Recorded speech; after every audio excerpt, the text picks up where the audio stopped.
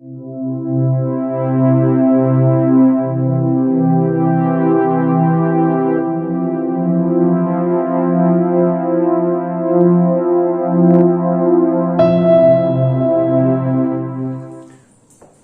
champions, what's up with you? Thank you so much for tuning back into my channel. It is hashtag question and I'm your personal auxiliary Vinay Panikar.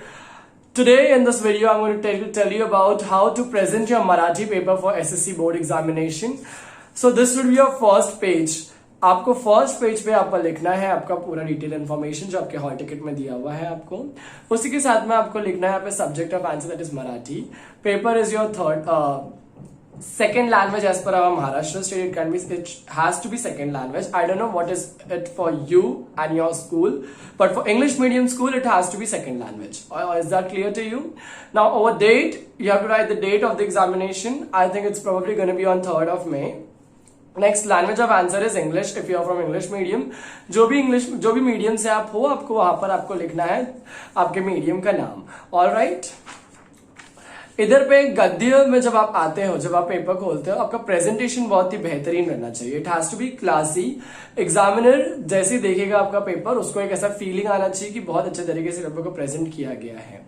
Alright, तो यहाँ पर आपको margins डाल के paper को present करना है। Margin आपका डबल बॉर्डर रहना चाहिए। यहाँ पर उसको इनफ स्पेस देना चाहिए आपको एग्जामिनर को। आप चाहे तो इंटरनल मार्जिन एक एक्स्ट्रा बना सकते हो यहाँ पर, जहां पर आप आपके क्वेश्चन नंबर्स को कैरी फॉरवर्ड कर सकते हो और यहाँ पर सिर्फ एग्जामिनर से 5 मार्क्स 3 मार्क्स 1 मार्क्स ऐसे नोट डाउन कर सकता है। ऑलराइट, ज्यादा अगर यहाँ पे गंदगी रहेगा, घान रहेगा, तो यहाँ पर क्या होगा, एग्जामिनर गलती से यहाँ पर अगर लिख दिया और वो कैलकुलेट करने में मिस कैलकुलेशन हो जाएगा तो आपका नुकसान हो जाएगा। आप अच्छे से मार्जिन बनाइए एक्स्ट्रा, यहाँ पर आप प्रेजेंट करिए। ऑलराइट, जो क्वेश्चन आपको बॉक्स में दिया गया, आपको ये बात ध्यान रखना कि आपको उसको बॉक्स में ही लिखना है। ऑलराइट, उसको अंडरलाइन नहीं करना है। बॉक्स क्वेश्चंस बॉक्स में, सर्कल क्वेश्चन सर्कल में। हर पेपर में आपको ज्योमेट्री बॉक्स आपका लेके जाना है, तो आपको डायग्राम्स बनाने में बहुत इजी हो जाएगा। Alright, moving further ahead, there's a guideline which is put over here, that is don't write horizontally. देखिए, पेपर के लिए आपने पूरा पैसा दिया है तो आपको ऐसा कंजूस वाली हरकत यहाँ पे नहीं करके दिखाना है। आपको 1 2 3 4, ऑलराइट, लास्ट लाइन को भी आप यूज मत करिए। मैं आपको बोलूंगा कि first second third fourth next page पे आकर लिख दीजिए। Is that clear? Now moving further है, there was a question continued over here, that is the third question. जो गलती से जिसने लिखा है ये पेपर, उसने यहाँ पर क्वेश्चन नंबर बॉक्स में लिख दिया है क्वेश्चन नंबर 3, जबकि फर्स्ट क्वेश्चन ही आएगा यहाँ पर। फर्स्ट के आ का थर्ड क्वेश्चन था ये, तो ये इधर पे लिख देंगे तो ये रॉन्गली इंटरप्रेट हो जाएगा एग्जामिनर के लिए, और एग्जामिनर आपका पूरा पेज कट कर सकता है, क्योंकि यहाँ पर 3 नहीं आना चाहिए, यहाँ पे किधर 3 आना चाहिए। ऑलराइट, यहाँ पर आप मेन क्वेश्चन ही लिखना और यहाँ पर आपके सब क्वेश्चन आना चाहिए। जब भी अपन अपठित गद्य चालू करते, मतलब अनसीन पैसेज जो रहेगा आपका, अनसीन पैसेज में आपको ध्यान रखना है कि वो आपका न्यू पेज पे रहना चाहिए। Is that clear? Unseen passage का पूरा क्वेश्चन आप एक पेज पे करिए। ऑलराइट, जब आपका विभाग 2 पद्य चालू होगा, अगेन ये आपका रहना चाहिए न्यू पेज के ऊपर, क्योंकि न्यू क्वेश्चन चालू होगा, न्यू क्वेश्चन न्यू पेज पे रहना चाहिए। Is that clear? अभी जब आपको क्वेश्चन आएगा जैसे कि योगी सर्वकार सुखदाता ही काव्य पंक्ति स्पष्ट करा, कविताचा भावार्थ लिहा, या कविता की लाइन को आपको सरल अर्थ में हम लोग स्पष्ट करने बोल रहे हैं, तो ये बात ध्यान रखिए कि अगर आपने उसको नहीं पढ़ा है तो आपको ऐसे एम्प्टी स्पेसेस नहीं छोड़ना है। यहाँ पर आपको कुछ ना कुछ फिल करना भी नहीं है कि जो आपके मन में आया पोएम की लाइंस डाल दिया, ऐसा नहीं करना है आपको पहले से प्री प्रिपेयर होना है। आपको लिखना है प्रस्तावना, यहाँ पर प्रस्तुत प्रश्न पाठ्यपुस्तकातून अंकिला मी दास तुझा या कवितातून घेतली आहे। आपको कविता का नाम लिखना है जहां से ही क्वेश्चन लिया गया है। ऑलराइट, आपको कविता के कवि का नाम लिखना है। संत नामदेव, प्रस्तुत कविता संत नामदेव यांनी लिहिली आहे। समझ में आ गया? पाठातून कवी म्हणतात, जो कवि बता रहे हैं, कविता में से कवि जो बता रहे हैं, आपको उसके बारे में थोड़ा प्रस्तावना लिखना है। फिर ये जो लाइन है उसके बारे में थोड़ा आपको डिटेल लिखना है। 2 मार्क्स के लिए आने वाला है ये। 1 मार्क्स आपको प्रस्तावना का ही मिल जाएगा, 1 मार्क्स इसका मिल जाएगा आपको प्रस्तावना का, जो आप ऑलरेडी प्री प्रिपेयर करके जाइए।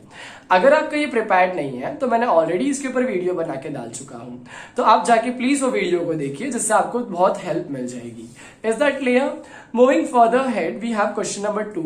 यहाँ पर भी शब्दांश से अर्थ लिया है, बाजू बाजू में लिखने की कोई जरूरत नहीं है। जब उन लोग आपको ऑर्डर वाइज देते हैं, 1 2 3 4 वर्टिकली देते हैं, तो आपको उसको हॉरिजॉन्टल में लिखने की कोई जरूरत नहीं है।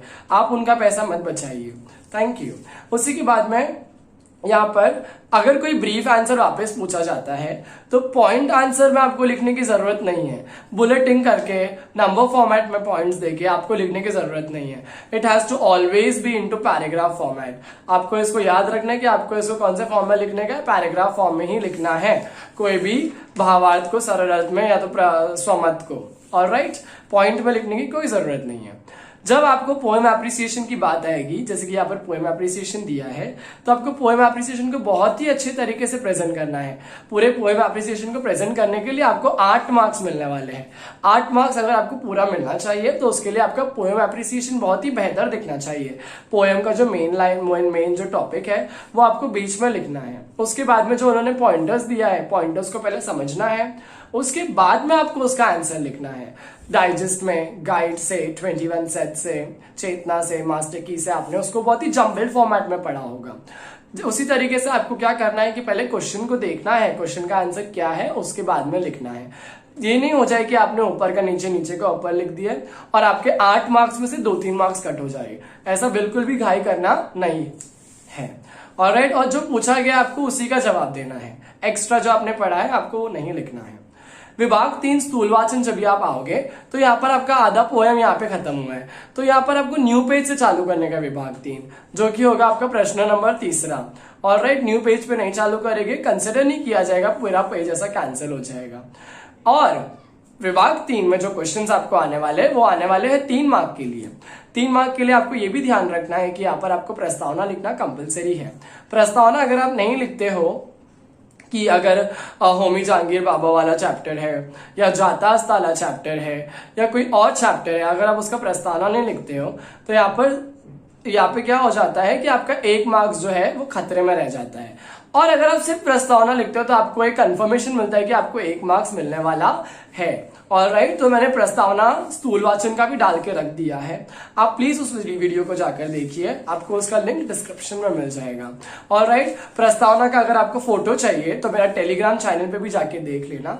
टेलीग्राम चैनल पे आपको प्रस्तावना जो तीनों चैप्टर जो आपके एग्जाम में आने वाले उसकी मैंने अपलोड करके डाल दिया हो, वहां से आप उसको एक्सट्रैक्ट कर सकते हो। Alright, next is new page पे आपको चालू करना है भाषा अभ्यास, दैट इज ग्रामर। ग्रामर आपको न्यू पेज पे चालू करना है। ग्रामर 12 मार्क्स का है, 12 मार्क्स स्कोर करना बहुत ही इजी है।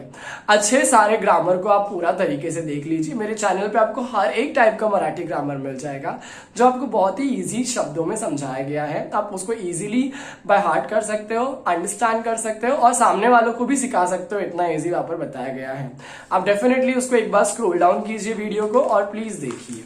ऑलराइट, ग्रामर को आपको अच्छे से प्रेजेंट करना है। जहां पर आपको नेसेसरीली लग रहा है अंडरलाइन मारू मैं या उसको हाईलाइट करूं सेंटेंस को, आपको डेफिनेटली वो हाईलाइट करना चाहिए। न्यू सप्लीमेंट लेते हो तो इन्फॉर्मेशन आपको फिल करके हॉलोग्राफ लगाना चाहिए। हॉलोग्राफ लगाना इज वेरी कंपलसरी। ऑलराइट, अगर आपके एक भी इस पे हॉलोग्राफ नहीं रहेगा वो पेपर पूरा रिजेक्ट कर दिया जाएगा। हॉलोग्राफ लगाना इज इम्पोर्टेंट। ऑलराइट, पत्र लेखन जब आप लिखो तो आपको सिर्फ टाइटल देना है पत्र लेखन। पत्र लेखन का क्वेश्चन लिखने की जरूरत नहीं है, सिर्फ क्वेश्चन नंबर लिखना कंपलसरी है। ऑलराइट, यहाँ पर आप 105 महावीर नगर, जेबी रोड, मुंबई का हमेशा पिन कोड लिखना कंपलसरी है। दिया रहेगा तो लिखिए, नहीं दिया रहेगा तो नहीं लिखना। ऑलराइट, प्रिय के बाद में ऐसा कोलन डालने की जरूरत नहीं है आपको कॉमा डालना है। प्रिय रेखा, अगर प्रिय के बाद में अगर कोई नाम है आपके पास तो उसको कॉमा डाल दीजिए। Alright, सप्रेम नमस्कार, कशी आहेस तू? I would always suggest that go with formal letter because formal letter helps you gain mark. Out of 6 marks easily if your address is perfect, अगर आपका एड्रेस सही है, अगर आपका सब्जेक्ट सही है, अगर आपका एंडिंग और स्टार्टिंग सही है, आपको 3 मार्क्स मिल सकता है। ऑलराइट, 3 मार्क्स आपके बॉडी का रहेगा जो आप लेटर के अंदर लिखते हो। बट अगर आपने फॉर्मल लेटर के बजाय इनफॉर्मल लिखा, क्या पता आप उसको किस तरीके से लिखते हो, क्या पता एग्जामिनर को जज करने में, इवेल्युएट करने में कुछ डिफिकल्टी आ रही हो, क्या पता इतना एग्जामिनर को लेटर अच्छा नहीं लगे तो वो आपके मार्क्स काट सकता है। तो आपको इस बात का ध्यान देना है कि आप अच्छे से लेटर को प्रेजेंट करो, फॉर्मल लेटर को प्रेजेंट करो। Alright, moving further head we have something called as जाहिरात लेखन। जाहिरात लेखन में आपको ध्यान रखना है कि आप बहुत अच्छे तरीके से बॉक्स बनाकर उसको प्रेजेंट करो। ये अनवांटेड स्टफ्स बनाने के आपको मार्क्स नहीं मिलेंगे, आपको मार्क्स मिलेंगे आपके स्किल्स के ऊपर। आपका स्किल्स कितना अच्छा है, आप उसके अंदर क्या इंफॉर्मेशन फिल कर रहे हो, आपका बेचने का यूएसपी क्या है, आप उसको कितने यूनिक तरीके से, क्रिएटिव तरीके से और इनोवेटिव तरीके से कोई चीज का जाहिरात बना के प्रेजेंट कर रहे हो, आपको उसके ऊपर मार्क्स मिलने वाला है। डायग्राम आपका कितना भी अच्छा हो, प्रेजेंटेशन कितना भी अच्छा हो, आपको इसके अंदर जो इंफॉर्मेशन फिल करना है वो आपका बहुत बेहतरीन रहना चाहिए। Is that clear? अच्छे से आपको बनाने की बहुत अच्छे मार्क्स मिल सकते हैं।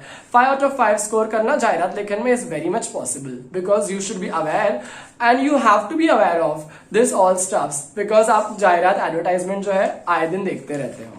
ऑलराइट, नेक्स्ट इज बातमी लेखन। आपको पूछा जाएगा बातमी लेखन, जाहिरात लेखन, कथा लेखन, बातमी लेखन, ये तीनों में से आपको 2 ऑप्शन फिल करना है। ऑलराइट, तो मैं तो बोलूंगा जाहिरात लेखन डेफिनेटली करना। जाहिरात लेखन के आपको 5 मार्क्स में से 5 मार्क्स पूरे मिलने के चांसेस है। कथा लेखन भी फिल करना, क्योंकि कथा लेखन में मैंने आपको ना कथा का टाइटल और कथा का सीख क्या है वो आपको मैंने ऑलरेडी उसका वीडियो बना के पढ़ा चुका हूँ। वो वीडियो पे मेरे सबसे ज्यादा व्यूज गए हैं, अप्रोक्सीमेटली 50,000 के आसपास। तो डेफिनेटली उस चीज पे भी जाकर देखिए एंड उसको किस तरीके से लिखना है वो भी देखिए, तो आपको 2 मार्क्स ऑफ स्कोर हो जाता है इजीली। ऑलराइट, आपकी कथा लिखने पे आपको 2 मार्क्स मिल जाएंगे, तो 4 out of 5 मार्क्स आपको मिल जाएगा, 4 मार्क्स। ओके, बातमी लेखन I would say that keep it as the last option to study for board exam. Alright, moving further head we have something called प्रसंग लेखन। देखो, राइटिंग स्किल्स में 8 मार्क का आपको मानने वाला है कॉम्पोजिशन।